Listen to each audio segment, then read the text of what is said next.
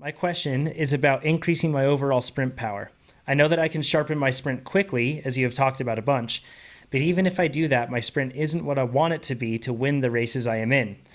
We could probably all say that, right? We all want to have our sprint be better. It says, right now I can get to something like 800 watts, and I need to be able to get to 1,000 or 1,200 to be competitive. That's his assumption of the scenario. He says, so how do I increase my overall sprint power? I assume he means peak power, but he could also be talking about the power over the course of the sprint. I'm hoping they're both on and off the bike recommendations. We have a ton for you, so we're going to get into a lot. Chad, do you want to kick us off? Okay, so Richard, and you closed it with Rick, so I'll call you Rick. First off, this is a topic we could talk a lot about because it doesn't apply just to finished sprinters. It applies to everybody who rides a bike against other riders. It really, you're going to be sprinting in so many different contexts that having the energy systems in place, having the training in place, and the other things that we're going to cover right now are actually pretty important. It doesn't just come down to power. So I kind of want to widen the lens a bit, and rather than see it as improving your sprint power, and that's absolutely a component and something we'll address pretty thoroughly, let's look at it more in terms of sprint performance. And I see that as a stool. You got to have all three legs. There's the power, and then there's technique and strategy. And really, any one of those things is lacking, and you might win a sprint here and there, but you're not going to win it at a high level, and you're not going to do so consistently. So we've talked sprinting enough times that as you might expect, I want to take a different tack. I want to hit different angles of this that we maybe haven't mentioned in the past. And then also we have the gift of Amber's presence, and she's done quite a lot of racing, quite a lot of winning, quite a lot of sprinting. So we're going to kind of tag team this. And I kind of define our roles as follows. For a couple of seasons, I won a lot, and sometimes that came down to sprints. Sometimes it just came down to whatever else, power, luck, whatever. But then I had a couple seasons where I was Mr. Second Place, and I'm not exactly complaining because second place is still a pretty great finish, or third place. And there are lessons to be gleaned from finishing that close to the top step on the podium. And to quote Ragnar Lothbrok, if you haven't watched Vikings on the History Channel, you're missing out. Not only is it tremendously entertaining, but it's 100% historically accurate. It's very not, but it's so fun to watch. So Ragnar, his quote is, "I never lose. I either win or learn," and that's the extent of it, right? I mean, technically, there's always something to be gained from losing. I mean, if you don't learn a lesson from losing, again, you're missing out. So, and then that brings me to Amber, who is the seasoned vet. I mean, she's, like I said, she's raced a lot, she's won a lot, and I know she's sprinted a ton, more than us probably collectively. Well, yeah, and Rick's question here is about, he wants to win some sprints in the races that he's doing. And I, again, as Chad said, we're gonna look at this from a few different angles, but I just want to reiterate that winning a bike race in a sprint is really, it comes down to execution. Like, you have to prepare yourself and have the capacity to do that execution. But really, in order to win a race, it's about executing in the moment. So races, honestly, they rarely come down to a straight up drag race and a sprint. So to win a race, it's really going to be about not only, so, train the sprint, of course, so that you can execute, but get serious about being a student of the tactics, because the psychological dynamics are probably one of the most important things in winning a race. And then with that comes timing and positioning. And those things all often play a much bigger role in winning a race than necessarily what your sprint power is. And of course, we'll talk about building the sprint power too. And in my career, like, most of my wins were really opportunistic, and I had a good snap. Like, I was not a pure sprinter, and I was never known as a sprinter. And I probably wouldn't win in a drag race against somebody that I would consider like a real sprinter in the women's pro peloton. Highest wattage I ever saw was just over 1,200 watts, but I absolutely wouldn't be able to hold that for very long. That would be just like the very peak of my force production curve. But what I did have was a good snap. So I was able to use that to establish breaks, to win from small group sprints from a break, and then to nab some sneaky bunch sprints, which we'll talk about. But I kind of like thinking about this, like, any craft, you have to learn the basics and really dial in the basics before you can kind of masterfully put them all together in the execution. And so we'll kind of get into that here. 1,200 watts. Sorry, that Amber, that, like, let's not gloss over that. That's like what I do and I outweigh you by like 70 pounds or 60 pounds, and I'm a dude, like that's amazing. That's really good. Like 1200 watt peak. Do Like, you know, job. Amber, roughly? No, you're pro, that's why. Yeah. Do you know roughly like where had you heard sprint numbers from other athletes in the the women's pro peloton to kind of give some sort of frame of reference? Because we often see, like, next week's guest, Justin Williams. I don't know if you've seen that video where it seems like he's just hanging out at like 1800, 1900 watts, just, for a while. But we don't hear much, at least from the women's side of things. I don't know if you have any insight there. Yeah, I think actually Chloe Hosking posted something not that long ago where I think she held something like in training, she held something like 900 watts for 5 seconds. So, I mean, that wouldn't be her peak power, but to hold that for 5 seconds is incredible. So, and I apologize if I'm getting those numbers kind of wrong, but let me see. I just brought it up. 981 watts for 5 seconons. Yeah, that's solid. How big is she? She's little, right? She's little. Yeah. She's like, she's not a big rider for sure. So, there's a lot of, we'll talk about this too. Like there's, your peak power, there's your acceleration, there's how long you can hold the power. And we'll get into some of that too. Yeah. So perfect. So on that note, I see it as two primary components of sprint power. And we have PPO, or your peak power output. And unfortunately, that term gets used in two very different contexts. One is basically your 1 second power, your top 1 second power. And the other is the power you get in the final minute of a ramp test, which correlates pretty closely with your power at VO2 max. We are not talking about the ramp determined PPO. We're talking about that 1 second power. So basically, this is when you can recruit all available fast switch fibers. So not only recruit them, but do it in an effective manner such that they are all steered at the same task and they work well together. So think of hands are in your drops, you're out of the saddle, you have just the right gear, and you pounce with everything you have. And whatever comes out of that best 1 second, that's your PPO. Okay, so from this point forward, when we talk peak power output or use the acronym PPO, that is what we're talking about. And I had reduced that a bit inaccurately to acceleration, but it's not exactly acceleration. Rather, it's how quickly you can change your cadence from where it is to where you want it to be. And Amber pointed that out to me, so I'll let her elaborate on that. Yeah, so you can think of it's not just, it's like kind of the rate of change of your cadence, right? Like it's not just can you get up to a cadence of 160 to 200, like how fast can you get there? And the way to think about this is if you imagine like a force production curve, like when you start to put the pressure on the pedal, if you were to measure like down to the millisecond, how that's happening, you're going to have a gradual ramp up to your peak power and then a gradual drop off. So how quickly can you get up to that peak power? But the cadence component is really important. It's not just about the power, because you can imagine doing a standing start. You could probably generate a lot of force and have a really high peak power output, but you're going to be really having to overcome a lot of inertia. So your acceleration isn't going to necessarily be that great if you're in a really heavy gear. Get into a lighter gear and you'll be able to accelerate a little bit faster. So that really comes from the cadence, and that's that snap that we talk about. So it's a combination of the two. Ideally, you want to combine it and have like a really high peak power output, but you also want to take advantage of that acceleration and jam on that cadence at the same time. When you said this in our planning meeting, like, I am so excited because this is, I don't know if I'm like a guy and I just try to like pull on the handlebars and push down as hard as you can. And I think rather than saying peak power output on that, I think you mean torque, right? Because with the cadence would be power. So getting that like high torque, which I think a lot of people just do that. But the idea of getting your cadence faster, man, I can't wait to go outside. So thank you for that. Did you know how to do that, John, already? Is this just me? No, but I realized that I suck at it if I don't practice it. Have you all noticed that too?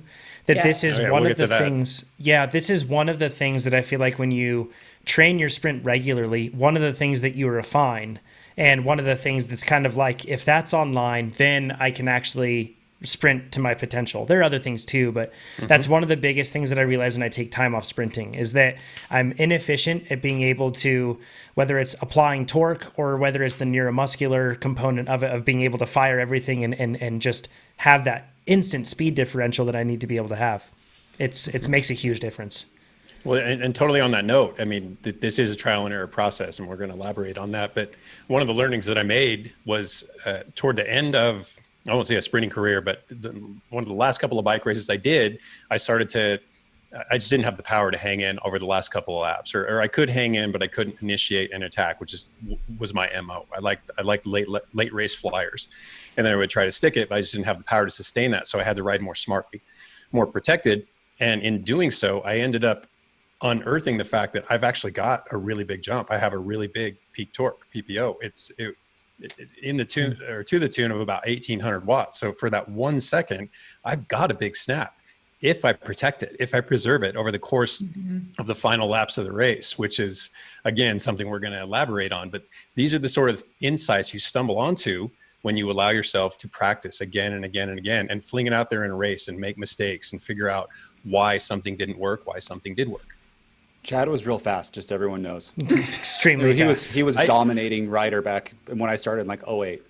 We don't talk about it because like I said, my MO was to employ big sustained power, but I knew my way around a sprint too. So I know how to utilize those as well. It wasn't until later that I recognized that I probably could have done a better job at that and exploited it a little more thoroughly.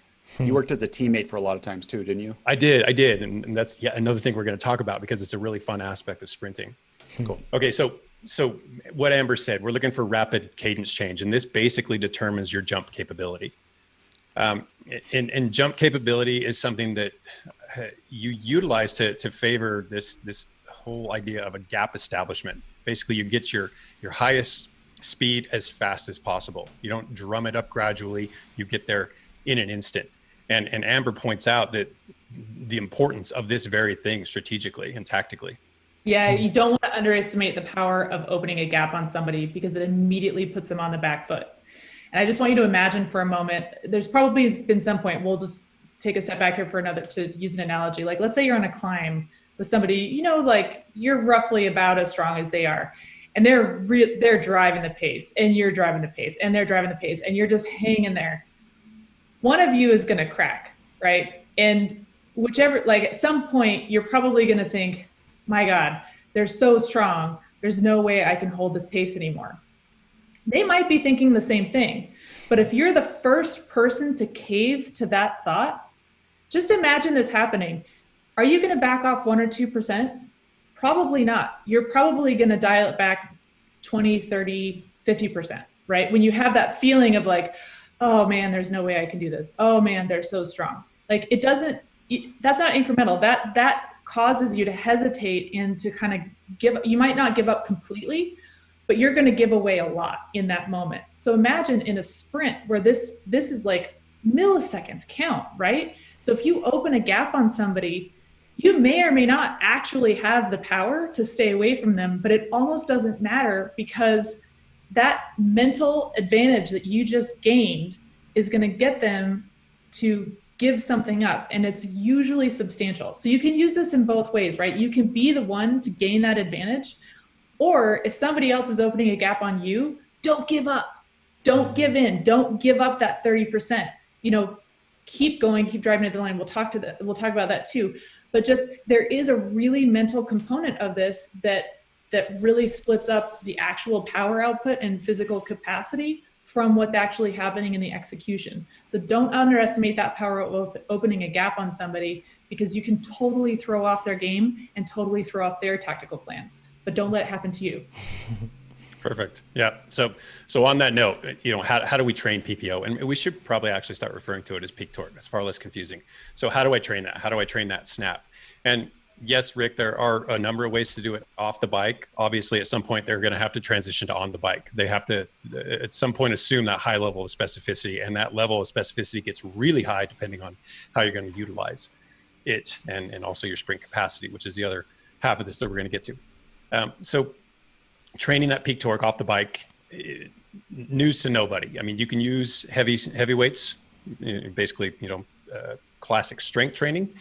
You can use plyometrics, which are explosive movements, typically body weight only. And then you can use ballistic training, which is kind of the combination of the two. You move rapidly, but you do it with a vastly reduced load. So think something in the terms of jump squats, where you load a bar at maybe 30% of what you can push one time, your 1 rep max, and you move at a rate that's more akin to what you would do on the bike. So if you were to measure it with a force play, if you had all the equipment and you could measure how long it took you to come from a flex knee position and hip position to an extended one, it would be really close to what would happen when you snapped that initial acceleration or attempted acceleration on the bike.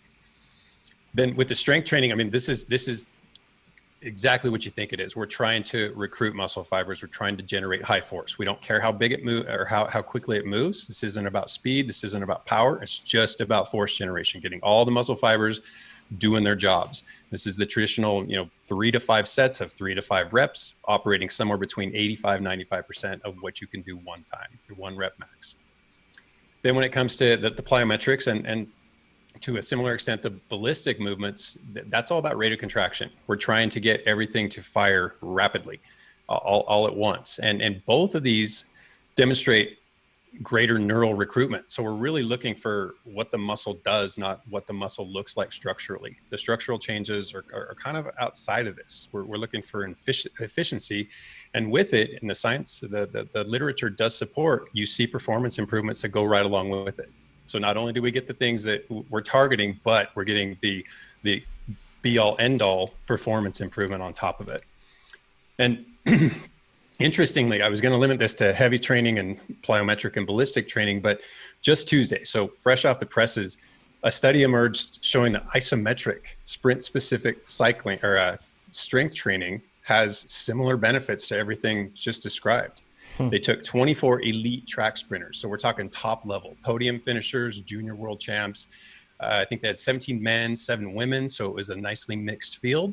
Subjected them to 6 weeks of either compound lower body exercises, just like they usually would do with deadlifts and squats and front squats, rear squats, whatever, versus an isometric group. And they did this in cycling specific positions.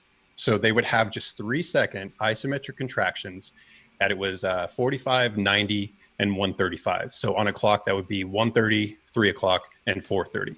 So for 3 seconds at a time, they would just hold that position, push as hard as they could, rest for a minute, do it again 3 times over. So we're talking collectively 9 seconds of work per set. And the sets did escalate over the course of the 6 weeks, but it was never a very big training load. And at the end of this, and remember, we're talking about elite level racers here, they saw on average between 3 and 4%, so 3.5% improvement in their peak power output or the peak torque. Wow. I mean, these are people who can do an extensive amount of work just to gain a fraction of a percentage improvement. And yes, this is just their peak torque. It doesn't necessarily translate. They are track sprinters, so it would have to depend on their event, whether or not just how beneficial this is to their particular discipline. But the fact is, big changes for minimal workload and something that, I mean, who would have thought that holding, and if you're not clear on what an isometric contraction is, it's a frozen contraction. You're not moving, you're not lengthening the muscle, you're not shortening it. You're just moving against you're pressing against an immovable force. Yeah, so your mileage might vary if you're listening to this, because you're probably not like a world level track sprinter, and who knows what sort of training they were doing before this or what sort of state they came into it, if they were detrained, all that stuff.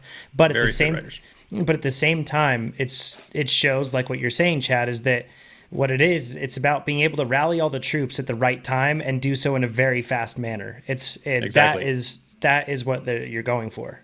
This is the neural component. So this is brain to muscle. Mm-hmm. So I have a function over structure, really. Go ahead. Sorry. You're fine. Product idea.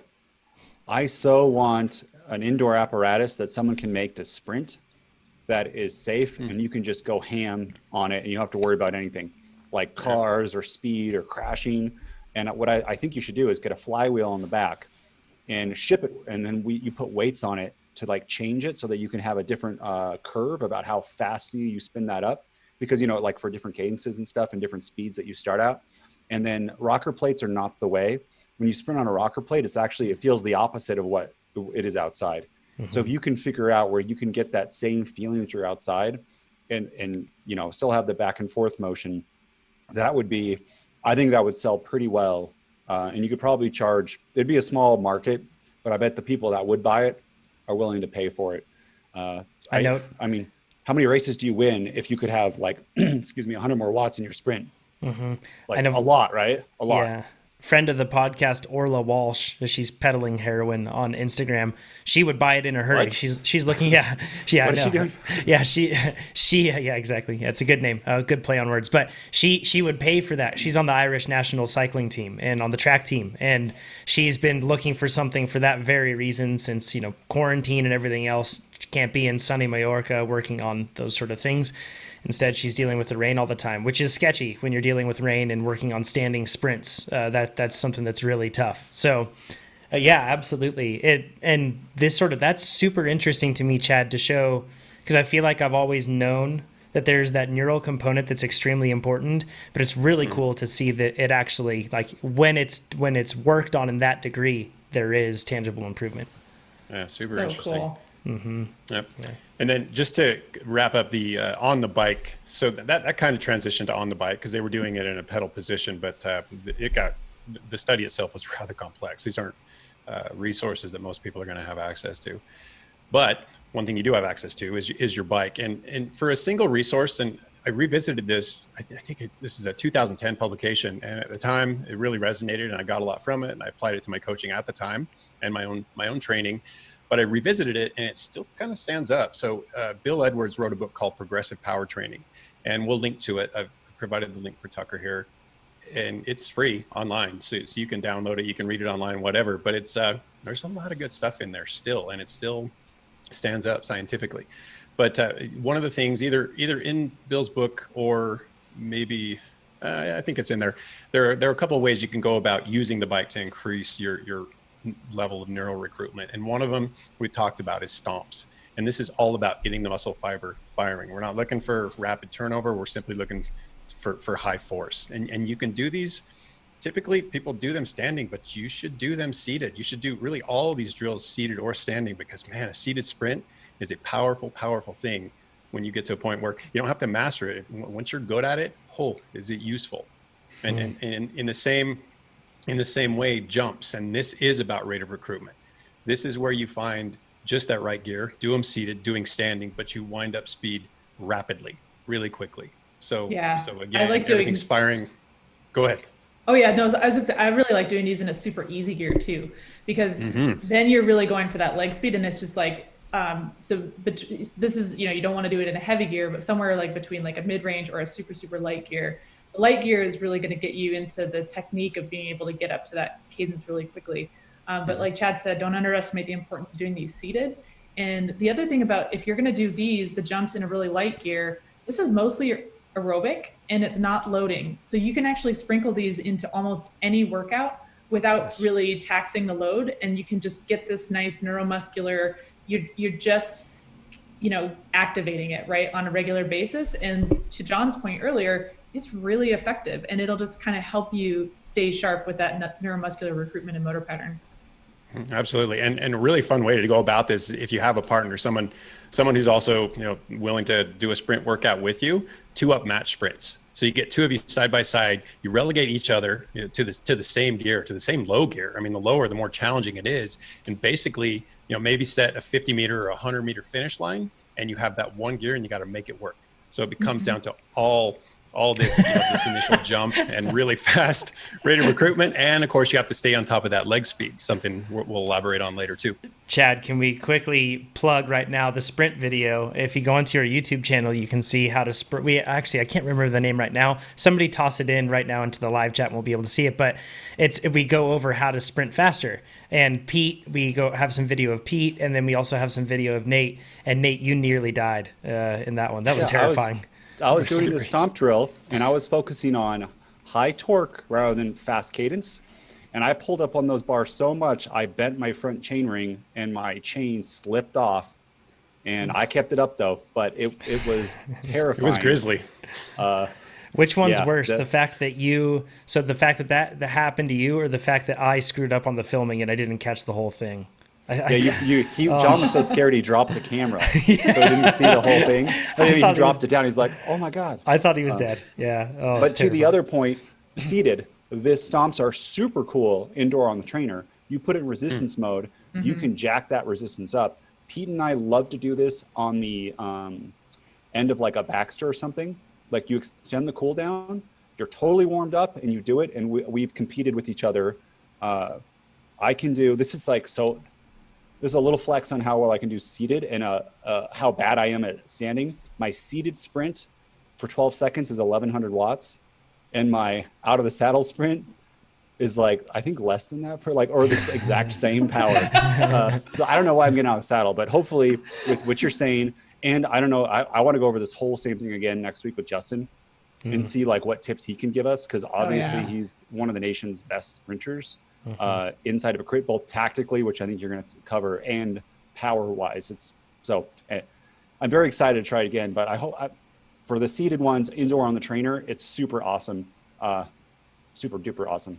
Yeah. Can we take a quick, like, maybe if Nate, you can pull up your TrainerRoad career, that sort of thing. We can talk about like what our numbers are, just so then we can give people points of reference in terms of what we've done. And one thing that I wanted to share with this is the fact that when I sprint, I noticed that if I go out and I just try to sprint as hard as I can on the first time, I don't know if you practice sprints for this reason or warm up with sprints, Amber, but my first sprint is never that great. And then it's like, 6 sprints later or something, I don't know what the number would be. That's when it gets better. Is that because of the fact that I'm establishing those neural connections and they've kind of been dormant coming into it? Is that it, Chad? Totally. Amber? Okay.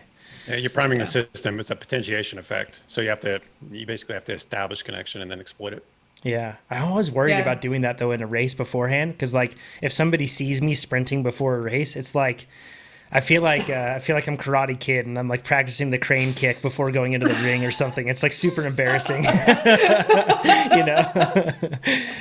I should be more humble. The fact is I need to admit the fact that if I just show up and try to sprint, it's not going to be that good. I need to train it and I need to practice it, I guess.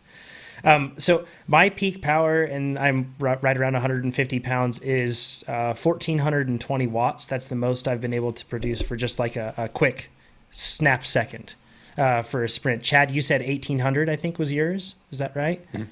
And then Amber, you said 1200. And Nate, where are you at? My peak is 1344, which is super frustrating because when I'm strong, I can rep like 305 in the gym 10 times deadlift, and it's not a big deal. But there's like Chad's and Amber's point, there's neuromuscular stuff. If you look at the sprint video, I don't have it. Like catching balls and stuff and doing things is hard for me. Yeah, it's like that coordination thing your body is doing when we sprint. Like you have to go easy on your body. It's a really complex. I'm not saying like not try hard, but be empathetic with your body. Like you're asking it to do a really complex thing. It has to be a tremendously orchestrated affair, and I think somewhere along the line, Nate's just kind of fallen out of synchronicity. I can't quite figure out where that might be happening. No one can, Chad. The point is, it's not just strength, right? You can't just and if I did some strength, it probably would get better. But I'm really excited as soon as my rib gets healed to try what both of you were saying, or actually was Amber brought it up, is the fast cadence. Because I've never thought of that. I've just tried to go from 2 o'clock to 5 o'clock as hard as I can. And then that's it. So very, very excited to try that. We'll talk about speed training. We'll talk about that. Cool. Okay, so that was kind of a lot of information, but there's really a simple takeaway, and that this peak torque is a really important factor in sprint performance, but it's only one factor of many. Right. This is the forging the blade part that we talk about. Exactly. Yeah. Okay, so on the other end of sprint power is your sprint capacity, and sprint capacity gets really duration specific. So now we're talking about the highest possible average speed over whatever the duration of the sprint is, and not distance. Okay, so think of Julian Alaphilippe. He doesn't look at, I've got 50 meters to go, I'm going to punch it. He knows I've got about 1 minute of power where I can drop just about everybody, if not everybody. And whatever that duration is for him, you can bet he knows exactly when to launch an attack based on how well he can back it up over the remainder of the duration to the line.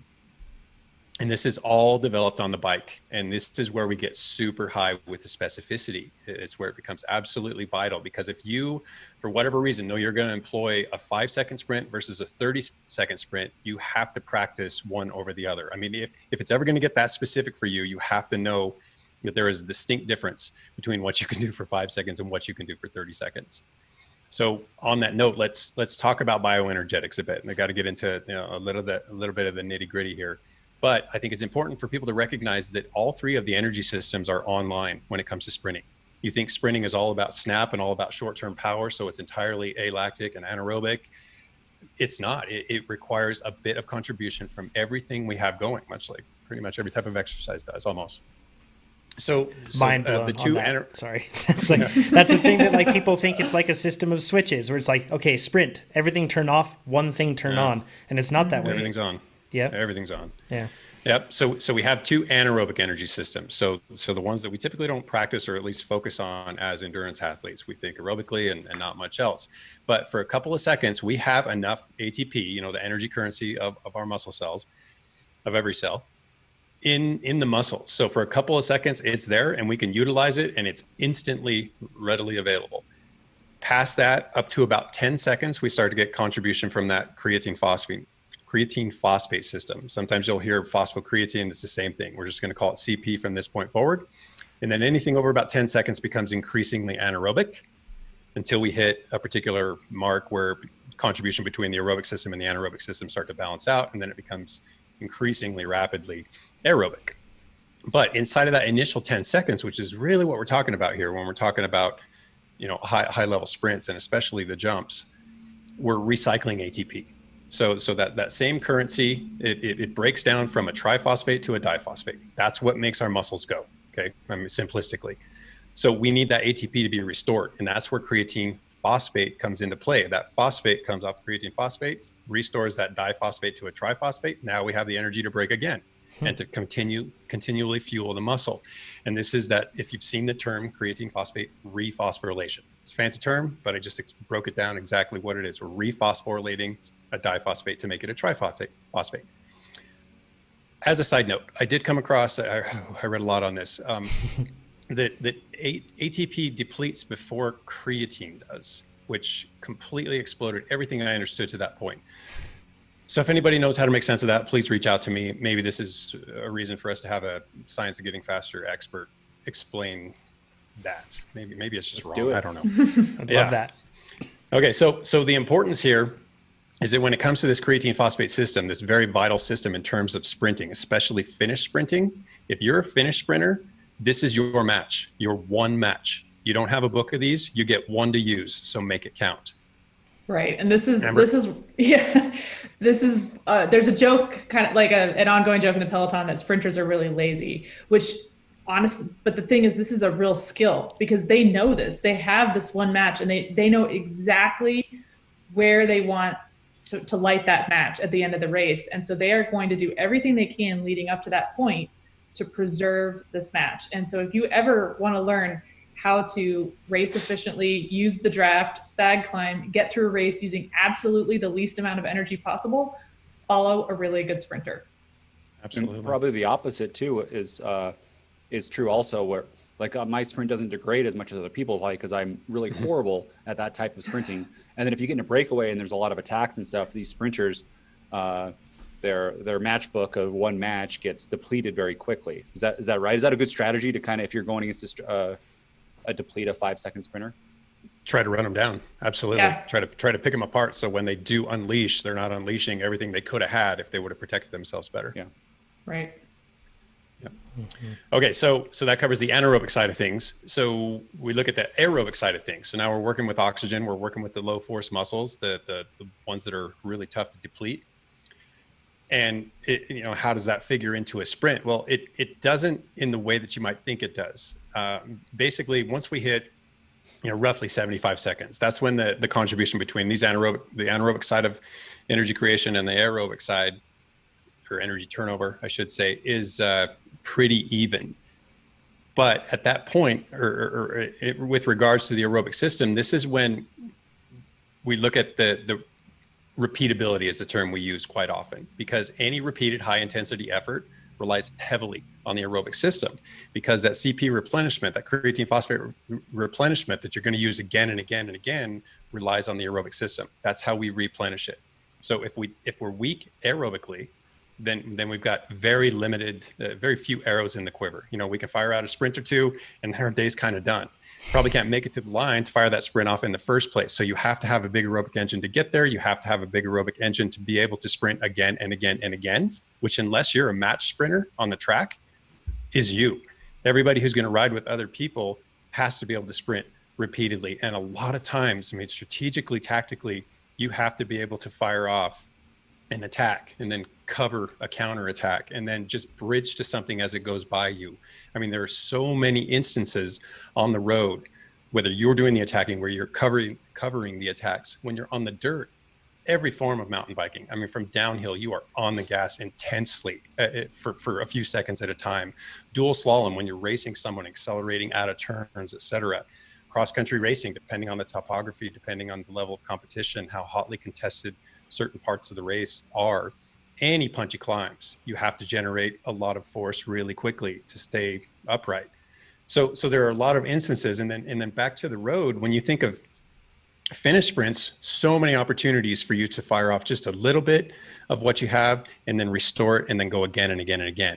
So if you're a lead out, if you're on a run-in, anytime you're making little positioning accelerations, this is exactly the energy resource you're relying upon and the one you have to restore if you're going to do it again with any real amount of effectiveness. This is why I think the best sprinters, and so there's this, to your point about misconceptions, Amber, about sprinters, a lot of people think that they're just like, they're carried on this like magic carpet to the finish line, and then after that they get to do their job. But sprinters are impressively, successful sprinters are impressively aerobically fit, just as any other cyclist, and they have to be, because I mean, in an ideal world, sure, you get to the point where you can just coast, but nobody, if they're in any sort of lead out that's successful, chances are it's really hard to be there.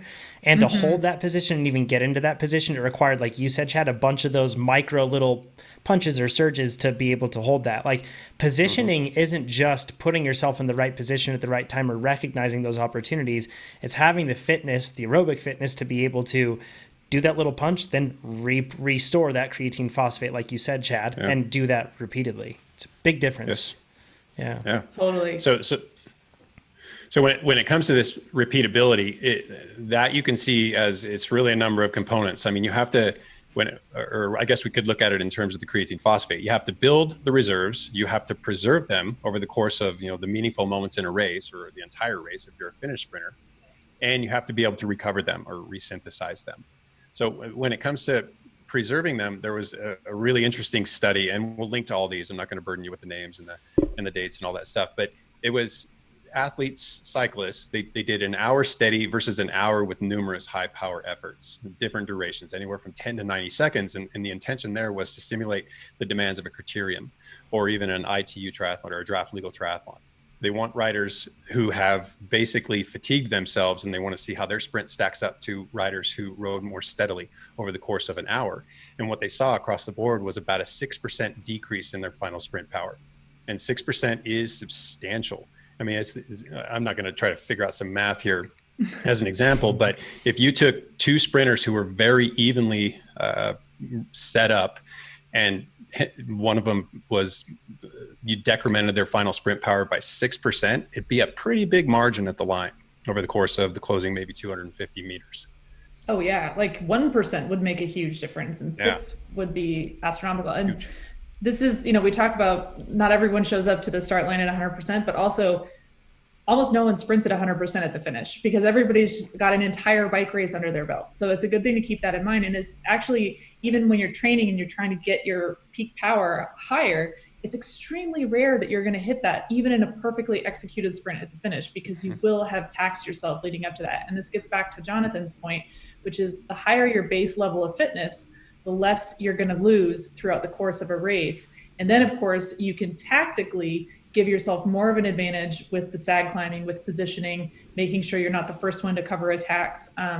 All of those things add up over the course of a race, and it gives you just that little bit of an edge at the end. So yeah, but keep in mind that no, everyone's tired at the finish. Everyone is tired at the finish. Just be that person that doesn't let that get in your way.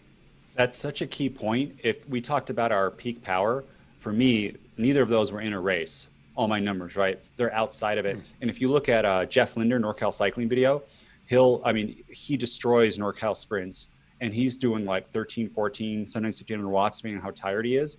But he is gapping people by like 5 bike lengths because the end of the race is so hard.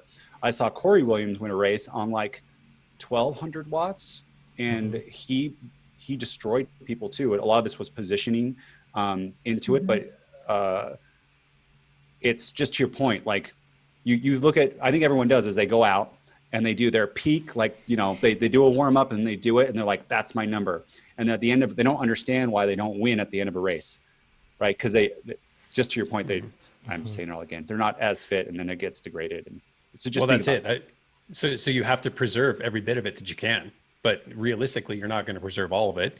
And depending on a number of factors, you might not preserve much of it at all. So even if you are a sprinter, by the time you get to the line, you may have nothing left. But we'll actually talk on that a little bit later. So that's when it comes to preserving, you got to be cognizant of it, especially if you're saving it for a finished sprint. When it comes to building it, you can actually affect your PC stores, and there is no shortage of literature on the fact that you can supplement with creatine monohydrate typically, and gain a very noticeable, respectable, obvious strength benefit. On the endurance side, it's more of a maybe. So if it does benefit endurance performance, it's really not in the way we think. It's not necessarily because we're going to be able to sprint more snappily or hold a sprint for slightly longer. We see instead, or at least the research shows us, that we see things more along the lines of increases in plasma volume, increases in glycogen storage, increases in ventilatory threshold, maybe lower submaximal oxygen consumption. So when you're working below threshold, not using quite as much O2, you're a bit more efficient. These are the things that might lead to endurance benefit with creatine supplementation, but largely creatine supplementation is kind of relegated to, or not relegated to, but limited to strength improvements. I mean, there might be some science out there, but it's dubious at best. You can also, when you do creatine, you can get like a 2 to 4 kilogram increase in weight due to holding more water. So how I've done creatine in the past is off season, I'll do it. And then if I'm doing flat crits, I'll do it. And then I have stopped now, and it takes 30 days or 45 days to get it completely out of your system to lose that weight back. So for Dirty Kansas or Cape Epic, I would rather have the less weight because there's a lot of climbing and stuff. And I don't have exact math of what would be more beneficial, but I know I'd if I could have 5 pounds less on me, I'd really appreciate that over on day 6 of Cape Epic, right? Yeah. So there's a potential weight penalty there for sure. Yeah. Yeah.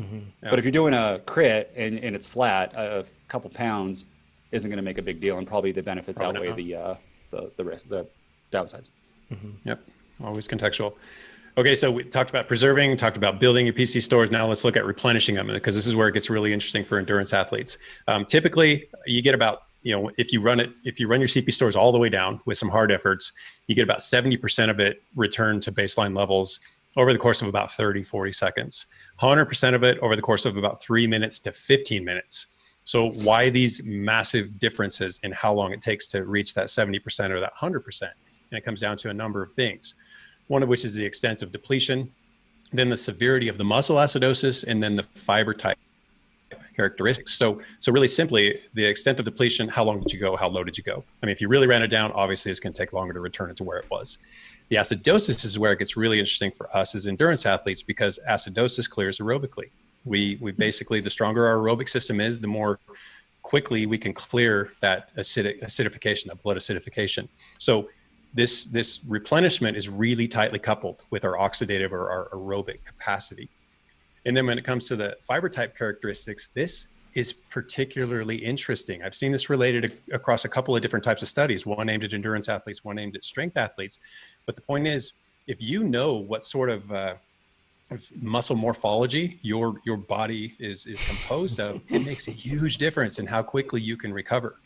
They took one study they used 3 30-second all-out sprints. And this study was actually looking at how to determine less invasively than a muscle biopsy, muscle fiber composition. They were using MRS, so magnetic resonance spectroscopy, to look at the fibers and say, without actually having to dive into the muscle fibers, we can say these persons are predominantly fast twitch, these people are predominantly slow twitch. So now, knowing this, let's see how their power degrades over a series of efforts, and then how quickly that power restores. And what they found is that with the fast twitch athletes versus the slow twitch athletes, that over the course of these 3 sprints, they had the same mean power across sprints. So the fast twitchers may have started really high, finished really low, but on average, they stayed consistent with the slow twitchers. But what they saw was with the fast twitchers, they saw a 61% decrease over the course of sprint 1 to 3. With the slow twitchers, only a 40% decrease. That's pretty substantial. But what's even more interesting is it for them to fully recover and re-achieve torque, the same torque that they started with, max voluntary contraction. It took, about 20 minutes for the slow twitchers to completely rebound after 5 hours the fast twitchers had not completely rebound. I mean, that's a tremendous difference, right? Yeah. So if you know, I'm a very fast twitch sprinter, you're not going to be the guy or the rider who's flinging out attack after attack after attack, because it's going to take you a long time to rebound. You're going to have to be really good at hiding if you have any chance of rekindling another sprint later down the road. I would like to give an update on the muscle biopsies. We had someone who was going to do it for us at Tour of America's Dairyland, and John and I were lined up. And then I think someone else higher in the department was like, no, why would these people want this? This is not good. And that got taken away. So still, if anyone can help us, because John and I would love to do a muscle biopsy. Would you ever do a muscle biopsy, Amber? See what you are? No. Okay. Well, John and I are going to do it. And Pete's down too. I'm really curious to see what Pete is. Totally. So please help us. That's fascinating. Okay, so that's like... Let me drive home. Oh, please go ahead, Chad. No, go ahead. I was just going to say, that's like where you... If you're that sort of athlete, that's where you really need that magic carpet ride to the finish. Like, absolutely. I mean, it's a big difference because you can have your teammates and never recognize the fact that you might just think I'm a poor sprinter. I can't sprint. When in fact you're a really good sprinter, you just only got 1 or 2 sprints in there. So you have to obviously strategize differently. There are memes that are waiting to be made about this right now for like the cyclist that finds himself to be that sort of sprinter with no scientific evidence on his own, of course, but he needs everybody else to do the work for him so he can arrive fresh, Like I think of like Kittle versus Sagan. Right, where Sagan could probably do it a whole bunch of times and get in the right position. I think that's a perfect example. I think, it's based on what we see. I think those are probably 2 ends of that spectrum.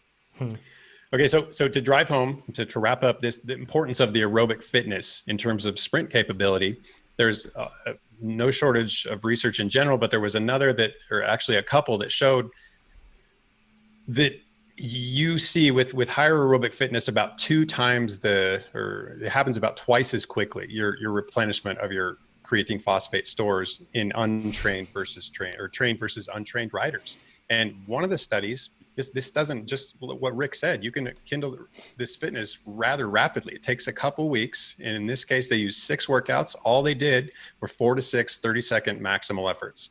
So we're just talking 30 total sprints over 2 weeks. First 2 weeks, they did 4 sprints. Second 2 weeks, they did 5 sprints. Final 2 weeks, they did 6 sprints. And what they saw was a big increase in the rate of replenishment of their CP stores. So, and they use sprint intensity training, but high intensity training works too. And it works, relatively far more quickly than MICT, or the moderate intensity continuous training. So yes, you can build a bigger aerobic engine going about it a number of different ways, but if you need a sprint in a hurry, if you need CP stores that restore in a hurry so that you can race effectively and you haven't got a lot of time to dedicate to that training, the higher intensity side of things is the way to go. So cool. Fascinating, right? I mean, I know that this is what we do on the podcast, going into detail here, but we just went so deep into like a sprint. Now, like zoom back out and just imagine bicyclists riding and sprinting. It's kind of crazy, right? So we had a bunch of stuff that we were going to cover on technique and all that stuff, but we're going to wait and cover that with Justin Williams next week because from what I can tell, I think that he knows how to sprint. So really darn well. So we got to post that video. We have to post that video somewhere of him doing that sprint with Corey and the lead out that they have into it. It's just nuts because you'll be able to see their power overlay.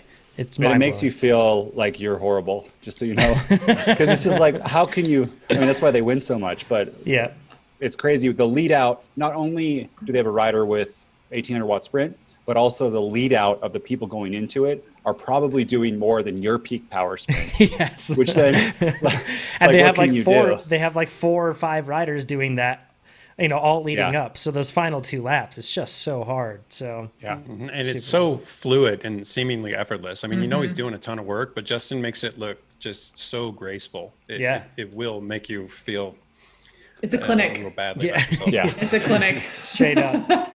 If you like this video, make sure you give us a thumbs up. If you didn't like this video, you can give it a thumbs down, but let us know what you would have done differently in the comments below. If you want to see more of these videos, make sure you subscribe to our YouTube channel. And if you want to become a faster cyclist, check out TrainerRoad.com. Do it.